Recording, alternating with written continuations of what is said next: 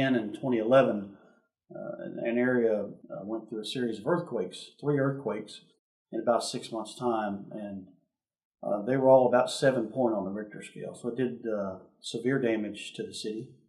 City of Christchurch is about the same size as Wichita. 80% of the buildings there were destroyed or damaged beyond any inhabitability. Well, in the latter part of 2011 and the early part of 2012, the governing council called the Maori Council, the Maori is the native people, they had actually saved money and created a disaster fund. And so they put together a team along with all the contractors and architects and engineers and everybody in their area, and decided to do a rebuild of the city. So they created a plan, and it was 2 parts. One was sort of a rezone of the city, redesigning the whole layout. So they did these pods. They did like a hospital, medical facilities. They put all them kind of in one area. So they just sort of segmented the city and created a really wonderful plan.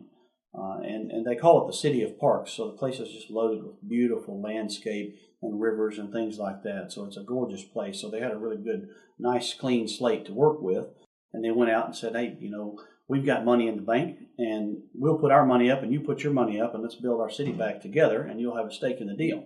And they got a lot of people that bought into that and went along with that program. So early 2012, Balco was invited right at the launch period where they were going out after these funds, and we became a part of the design of these buildings because we're seismic construction experts. So, we were invited.